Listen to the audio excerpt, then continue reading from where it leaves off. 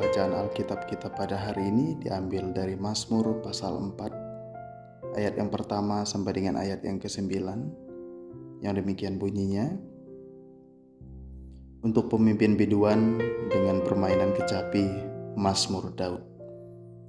Apabila aku berseru, jawablah aku, ya Allah, yang membenarkan aku. Di dalam kesesakan Engkau memberi kelegaan kepadaku. Kasihanilah aku dan dengarkanlah doaku. Hai orang-orang, berapa lama lagi kemuliaanku dinodai? Berapa lama lagi kamu mencintai yang sia-sia dan mencari kebohongan? Ketahuilah bahwa Tuhan telah memilih baginya seorang yang dikasihinya. Tuhan mendengarkan apabila aku berseru kepadanya. Biarlah kamu marah, tetapi jangan berbuat dosa. Berkata-katalah dalam hatimu di tempat tidurmu, tetapi tetaplah diam. Persembahkanlah korban yang benar dan percayalah kepada Tuhan. Banyak orang berkata, siapa yang akan memperlihatkan yang baik kepada kita? Biarlah cahaya wajah-Mu menyinari kami, ya Tuhan. Engkau telah memberikan sukacita kepadaku lebih banyak daripada mereka, ketika mereka kelimpahan gandum dan anggur. Dengan tentram aku mau membaringkan diri, lalu segera tidur, sebab hanya Engkaulah, ya Tuhan, yang membiarkan aku diam dengan aman. Demikian pembacaan Alkitab kita yang berbahagia, ialah setiap kita yang membaca, merenungkan, serta melakukannya di dalam kehidupan kita hari lepas hari. Adapun tema renungan kita pada hari ini yaitu rahasia kebahagiaan. Rahasia kebahagiaan. Shalom saudaraku, apa kabar? Semoga kita selalu berada dalam pemeliharaan Tuhan. Karena itu saya yakin dan percaya bahwa kita pada hari ini hidup dalam kebahagiaan. Mazmur 4 ayat yang ke-9 mengatakan, dengan tentram aku mau membaringkan diri, lalu segera tidur, sebab hanya Engkaulah, ya Tuhan, yang membiarkan aku diam dengan aman. Saudaraku yang dikasihi dalam Tuhan Yesus Kristus, semua orang ingin hidup damai dan bahagia.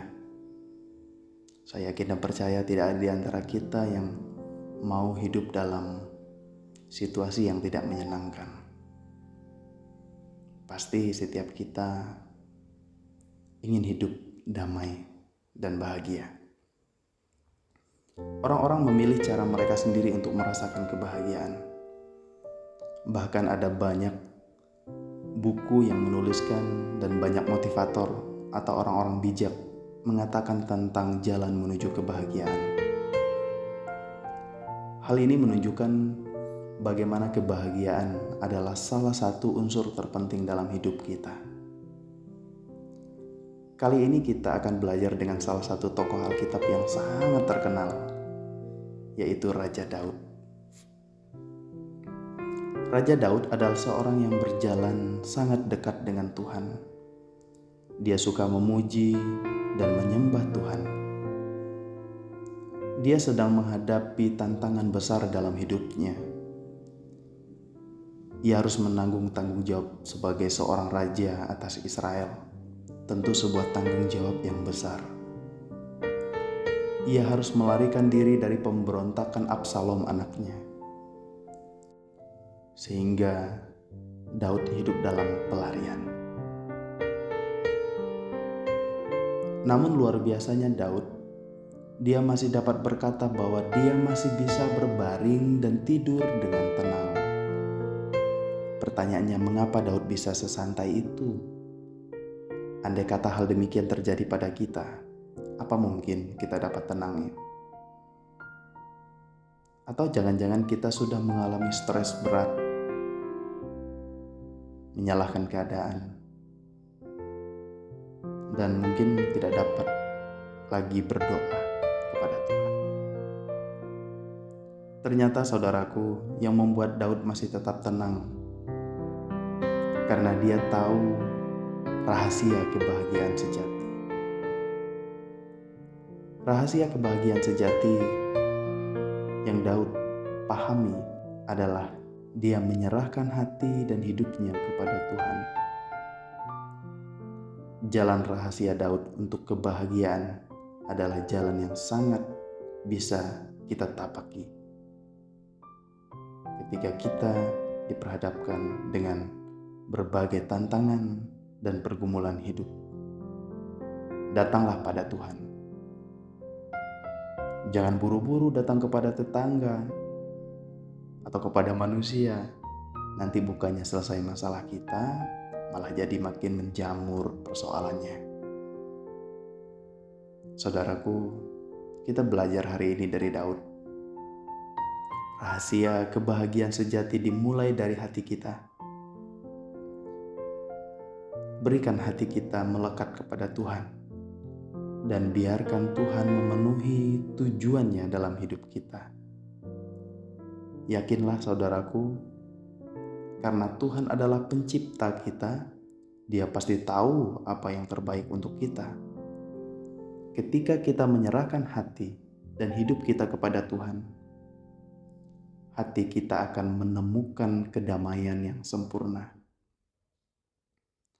Saya tahu bahwa terkadang kita mau menyerah dalam menjalani kehidupan kita. Masalah bertubi-tubi terjadi. Saudaraku, jangan takut. Jangan menyerah. Karena dengan keputusasaan dan menyerah dengan keadaan, kita tidak lagi dapat berpikir dengan baik. Kita justru akan mengalami kebuntuan. Masalah tidak dapat lagi diselesaikan. Karena itu saudaraku, tenangkan hati, berserulah kepada Tuhan. Pujilah Dia dalam doa dan nyanyian.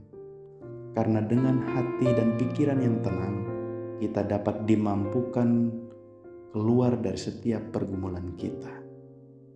Tuhan Yesus memberkati kita. Amin.